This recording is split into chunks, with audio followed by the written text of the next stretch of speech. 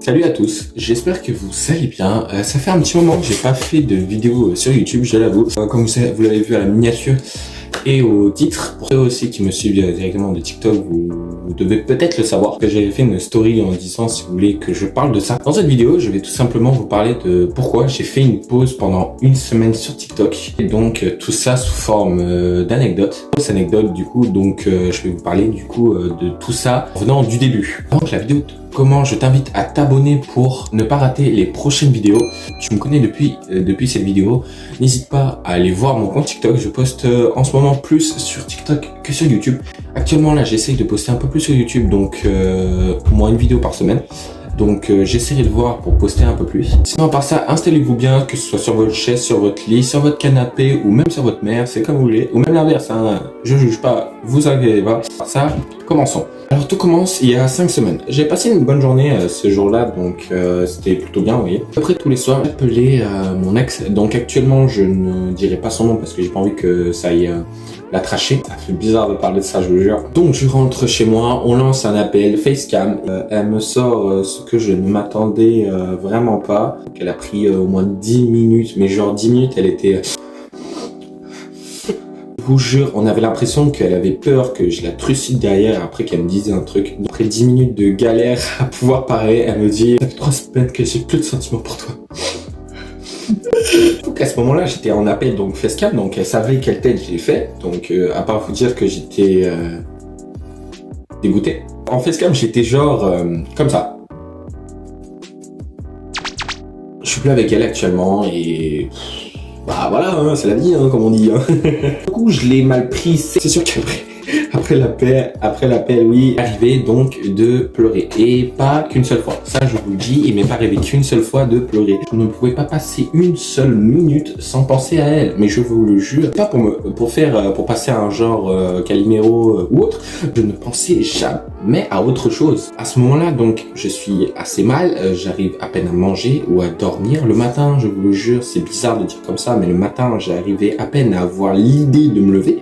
J'étais mal dans ma tête et je trouvais pas pourquoi je me leverais en fait. J'arrive à me lever vers midi, je mange tout ça. C'est pour ça que pendant une semaine, j'avais pas fait de live. Je postais des petits edits par-ci par-là, mais je ne faisais pas de live parce qu'en fait, ça m'arrivait de pleurer aléatoirement, donc à n'importe quel moment, et j'avais pas envie de lancer un live et de me retrouver à chialer en fait. Mais genre vraiment, ça aurait été un peu moyen comme ambiance, sachant que la plupart des lives IRL que je fais, c'est une bonne ambiance, j'ai pas envie de casser l'ambiance en chialant, tu vois. Je m'attendais très clairement à lancer un live et qu'on sorte le commentaire « Oh, t'es plus avec elle ?» Ah, c'était le commentaire que je ne voulais pas tomber dessus et... Voilà, donc j'ai pas lancé de live. J'ai reçu beaucoup de commentaires qui me disaient « Oui, pourquoi tu lances pas de live? T'arrêtes les lives et tout, t'es reban. » Je me suis dit « Bon, allez, faut que j'arrête de rester bloqué, je lance un live. » Ça y est, je relance un live IRL. Je suis comme ça, devant mon écran. J'essaie de pas finir mes lives trop tard, donc parce que sinon j'allais craquer trop rapidement. Donc je quittais mes lives vers 22h30, 23h. Je pense de moins en moins à elle. Jusqu'à ce fameux jour. Je suis tranquille chez moi. Je ne dirai pas la personne qui m'a envoyé ça, mais j'étais tranquille chez moi. Et là, je reçois un message d'un pote que je connais depuis longtemps et que je connais du coup aussi sur TikTok, qui suit encore mon ex. Il en a pas fait attention très clairement, juste il l'a vu vite fait et il m'en a parlé. J'avais parlé d'une histoire qui s'était passée quand j'étais encore avec elle. Il me sort, ouais, elle a changé sa bio, c'est un E, j'étais en mode... Pardon. Je vous dis à peu près la chose, il y a un mois, avant qu'elle me quitte, on était donc tranquille, en plein appel, et elle me dit je vais passer une soirée pyjama chez deux potes à moi. Les noms de ses meilleurs amis auxquels elle va passer la nuit. J'apprends que ses parents sont d'accord et c'est pas comme si moi j'avais mon mot à dire. En réalité, il y a un des invités auquel son nom commence par un E, le fameux. Ça me bute là, vous êtes direct en train d'imaginer des choses, ça me casse le crâne. Dans les coms que le même mec, donc avec le même nom, commençant par un E, arrête pas d'envoyer des commentaires avec des cœurs, donc et elle qui répond exactement la même chose actuellement, donc je me dis bon. Et m'a trompé. J'étais effondré. Je crois qu'en plus à ce moment-là, c'est dur de dire ça, mais à ce moment-là, j'étais tout bien placé pour que je m'effondre. On refait là. C'était comme ça, putain je suis grand, j'étais comme ça, avec mon casque, donc en train d'écouter de la musique, tu vois, en train de lire les messages, tu vois, et il me dit, je m'effondre. Bref, comment vous dire que du coup, après ça, j'étais un peu mal. J'étais très mal. Du coup, c'est à ce moment-là que j'avais compris pourquoi il avait pris autant de temps à me dire ça fait 3 semaines que j'ai plus de sentiments pour toi. Je pense qu'au tout début, elle voulait me dire t'es trompé. Je pense, hein, mais après c'est qu'une théorie. Hein. Je suis un inspecteur là qui détecte. Je suis l'inspecteur gadget. Et à ce moment-là, je me dis bon, je dois faire ma vidéo. Je prends mon socle, je le pose là-haut et je commence à faire ma vidéo.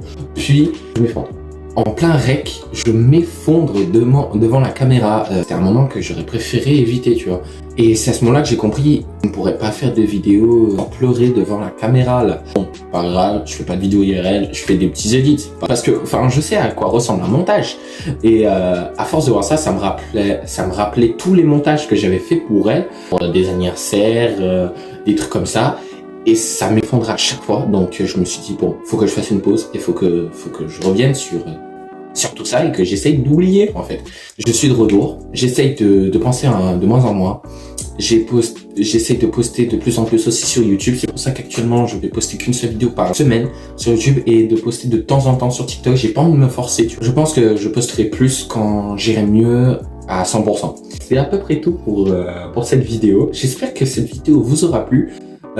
Ça fait bizarre de parler de tout ça devant la caméra, mais j'avoue que ça fait aussi du bien. J'avoue, parce que ça fait mal de garder tout ça pour soi. Et ouais, ça fait du bien d'en parler en vrai. Donc, si la vidéo vous aura plu, n'hésitez pas à liker, ça ferait extrêmement plaisir. Vous abonner, c'est comme si vous me faites un câlin, ok? Bizarre comme exemple.